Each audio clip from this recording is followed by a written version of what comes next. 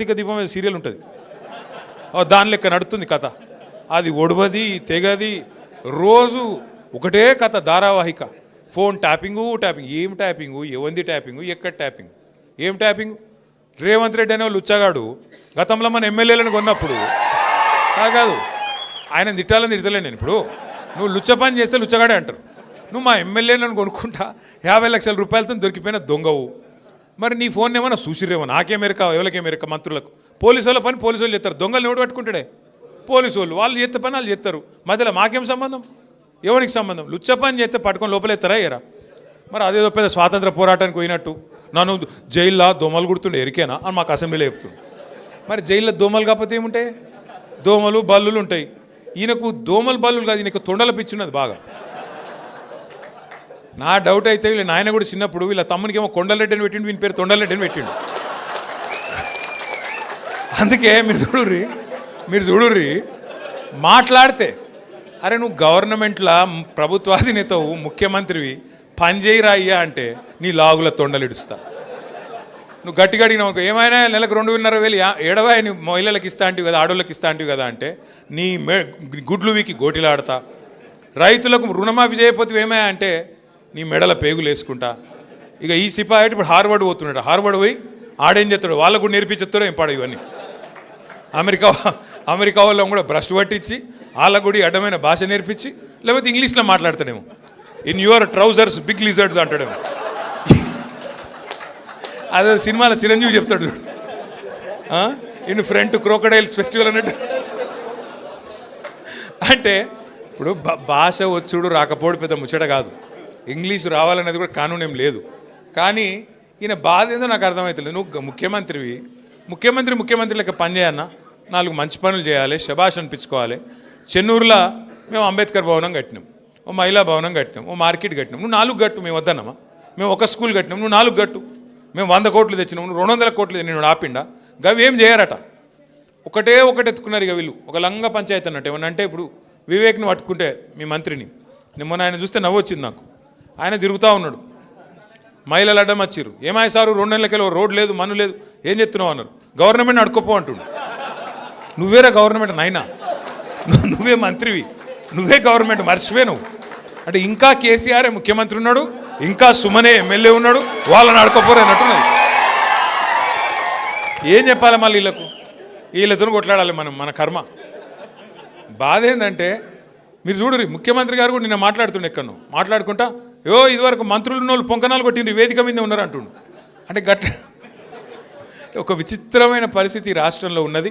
అందుకే వాళ్ళకు అబద్ధాలు కూడా చక్కగా చెప్పస్తలేదు. ముఖ్యమంత్రి గారు ఆయనకు పరిపాలన చేతనైతే లేదు, పాపం నడుపస్తలేదు. ఆయన బాధ వర్ణనాతీతంగా ఉంది. ఆయన ఎవడు గుర్తుపడతలేడు ముఖ్యమంత్రిగా. ఇంకా పెద్ద బాధ ఏమిటిదంటే పేర్లు మర్చిపోతారు, మర్చిపోతే ఆయన కోపం వస్తుంది, జైల్లో పెడతాడు. పేర్లు మర్చిపోతే జైల్లో పెడతాడు. ఇట్లా నడుస్తున్నది. అందుకే ఇప్పుడు ఏంది కొత్తగా ఒకటే పల్లవిగా అందరు కాంగ్రెస్లో ఒకటే పల్లవి ఎత్తుకున్నారు. ఏమిటిది, కేసీఆర్ అప్లపాలు చేసిపోయాడు, అందుకే మేము ఇవ్వలేకపోతున్నాం. కేసీఆర్ అప్లపాలు చేసి అదన్నా చక్కగా చెప్పాను. నా అబద్ధం. ఒకడు 6 లక్షల కోట్లు అంటాడు, ఇంకొకటి 7 లక్షల కోట్లు అంటాడు, ఇంకొకరు 8 లక్షల కోట్లు అంటారు. అరే అబద్ధం చెప్తేనే అతికినట్టు ఉండాలి. కేంద్రంలో మొన్న పార్లమెంట్లో కేంద్ర ప్రభుత్వాన్ని ఒక ఎంపీ గారు అడిగిండు, అసలు కేసీఆర్ ప్రభుత్వం చేసిన అప్పెంత మీరు చెప్పండి అంటే కేంద్రం ఏం చేసింది, రిజర్వ్ బ్యాంక్ని అడిగింది, కాగ్ని అడిగింది, అడిగి పార్లమెంట్లో సమాధానం చెప్పింది. ఏమని చెప్పింది సమాధానం? కేసీఆర్ పదవీ బాధ్యతలు తీసుకున్న నాడు 2014 జూన్ 2 నాడు ఈ రాష్ట్రం ఆనాడు పుట్టిన నాడు అప్పు ఎంతుండే అంటే 72,000 కోట్ల అప్పు ఉండే. ఇది కేంద్ర ప్రభుత్వం చెప్పిన లెక్క, నాది కాదు. కేసీఆర్ దిగిపోయిన నాడు 2023 డిసెంబర్ 3 నాడు కేసీఆర్ గారు దిగిపోయిన నాడు రాష్ట్రం నెత్తి మీద ఉన్న అప్పు 3,50,000 కోట్లు. 3,50,000 కోట్లల్లా ఆ 72,000 కోట్లు విరాసత్కు వచ్చింది మనకు. దాన్ని తీసేస్తే ఎంత? 2,80,000 కోట్లు. కేసీఆర్ 10 ఏళ్లలో చేసిన అప్పు 2,80,000 కోట్లు చేసిండు. మరి ఏం చేసిండు కేసీఆర్ అప్పు చేసి? ఏం చేసిండు అంటే రైతులకు కాంగ్రెస్ వాళ్ళు 60 ఏళ్ళు కరెంట్ ఇయ్యక సావగొడితే 6 నెలల్లోనే 24 గంటల కరెంట్ ఇచ్చిండు కేసీఆర్. ఫ్రీ కరెంట్ ఇచ్చిండు. ఆ ఒక్క ఫ్రీ కరెంట్కే 10 ఏళ్లలో మనం ఖర్చు పెట్టిన మొత్తం 50,000 కోట్లు. సంవత్సరానికి 5-6 వేల కోట్ల చొప్పున మొత్తం 10 ఏళ్లలో 50,000 కోట్లు ఖర్చు పెట్టిండు కేసీఆర్ గారు. రెండవది, ఇవాళ వర్షాకాలం అంటారు సార్, నాట్లేసే కాలం, సంక్రాంతి దాటిపోయింది. కేసీఆర్ ఉన్నప్పుడు డిసెంబర్ 28 దాటలే ఎన్నాడు. మీ ఫోన్లు ఎవరిని అడిగే అవసరం లేదు, దరఖాస్తు పెట్టుడు లేదు, దండం పెట్టుడు లేదు.